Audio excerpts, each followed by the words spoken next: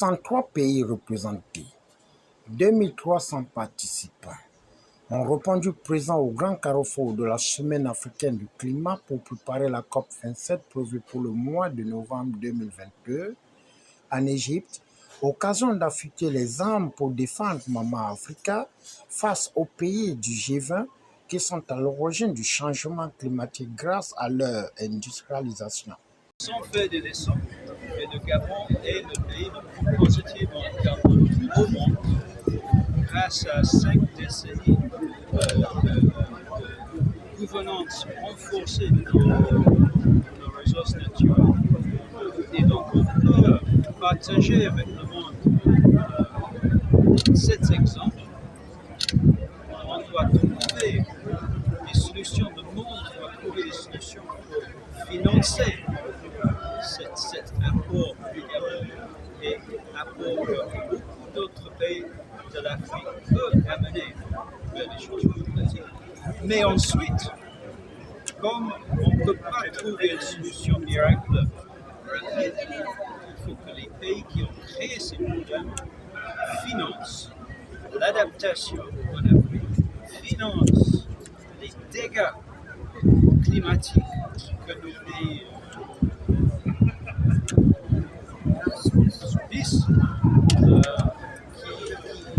qu'ils honorent leurs engagements, leurs promesses, plus de faux promesses dans les négociations. On ne voit pas tout dans le monde, la forêt brûle, on voit des inondations, on voit 22 millions de personnes dans le compte de l'Afrique menacées de changements climatiques qui meurent de faim. Donc, il n'y a plus d'excuses. On doit, comme on a fait pour le Covid, on doit traiter les changements climatiques comme de vrais changements climatiques. Et l'Afrique doit être présente dans les solutions.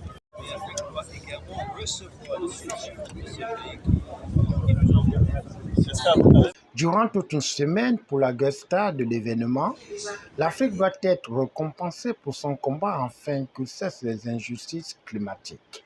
Le Gabon est un des pays qui lutte pour l'adoption de l'ambition, ce qu'on appelle 30-30, 30% des aires protégées à terre, en mer. Nous, on a ajouté en eau douce. On espère bien que ça va être une des conclusions fortes du CBD, cette ambition 30-30-30. Et on voit quelquefois, même j'étais dans une réunion FSC dans la semaine du climat, et je lis dans la presse même que les solutions basées sur la nature sont une menace pour les populations en Afrique. C'est une ONG qui dit qu'en préservant la nature, c'est au détriment de nos populations. Moi, je dirais que non. Les forêts sacrées viennent d'où? Les forêts, le concept de forêt sacrée, c'est l'Afrique qui est à l'origine de la notion de préservation. Les totems que nous avons dans le village, les forêts sacrées qu'on a autour de nos villages, c'est nos systèmes traditionnels de gestion durable de la nature. Les débats, stratégies ont permis aux participants de faire un point en donnant leur avis sur le changement climatique. Faire reconnaître donc à la communauté internationale la nécessité de comprendre que l'Afrique fait partie des solutions, et particulièrement le bassin du Congo. Pourquoi des solutions? Parce que nous avons encore un couvert forestier assez dense, assez stable, avec une biodiversité importante, sauf que les efforts de conservation posent un véritable problème maintenant. Un exemple de conflit homme-faune que nous vivons dans les pays du bassin du Congo, plus particulièrement au Gabon. Nous avons aussi toute cette question d'adaptation, où l'Union africaine a lancé l'initiative pour l'adaptation. Le président du Congo, Ndimba, étant champion de cette initiative, a fait que beaucoup de pays occidentaux ne donnaient pas de l'argent. Aujourd'hui, on se rend compte que c'est important et il y a un dédoublement de ces financements. Il est donc question de d'insister auprès de la communauté internationale pour que le financement arrive. Pour régler quoi? Les problèmes d'inondation, pour régler les problèmes d'érosion côtière, pour régler les problèmes du conflit homme-faune, mais aussi renforcer le dispositif en matière de formation, de recherche scientifique et avoir aussi une agriculture résiliente. Aujourd'hui, l'Afrique souffre véritablement donc des conséquences du changement climatique. Aujourd'hui, on a beaucoup d'initiatives. Donc, nous au Niger,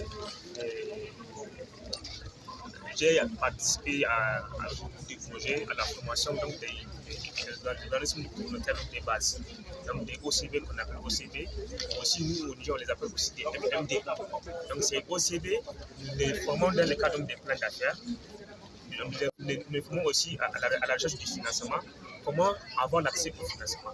Donc, c'est OCB, à la fin, nous les créons dans des comptes bancaires. Vous savez, les bailleurs, aujourd'hui, même si vous trouvez les financements, ils demandent donc des comptes.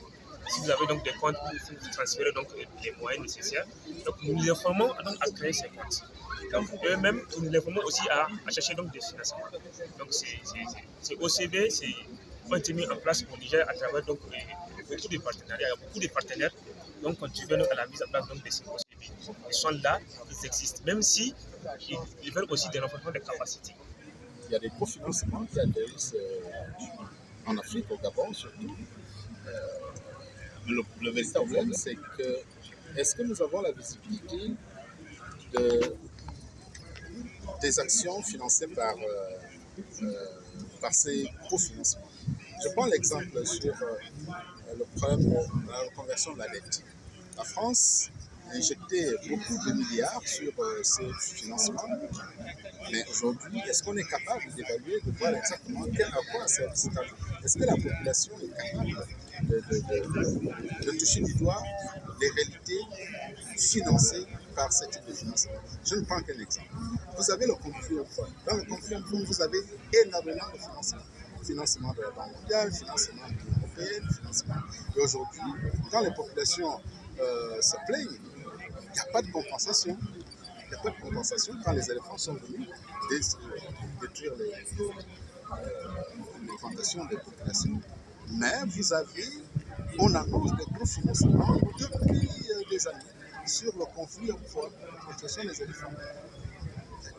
Je n'ai cité que quelques exemples, c'est pour ça que je pose la question. Est-ce que le problème se pose en termes de financement ou bien en termes de gestion de ces financements? Concerne le climat, ça implique l'humanité. Il est hors de question que nous soyons en marge de ce qui se fait. Et nous nous réjouissons que ça se passe dans notre pays.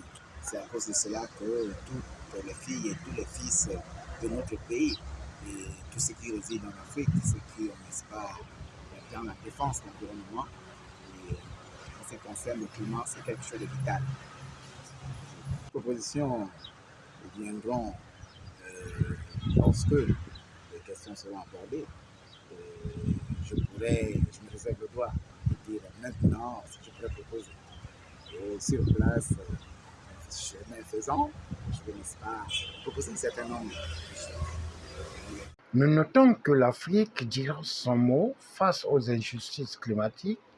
Au finish, c'est dans une ambiance bon enfant que ce grand événement a fait tomber son rideau dans une réussite parfaite.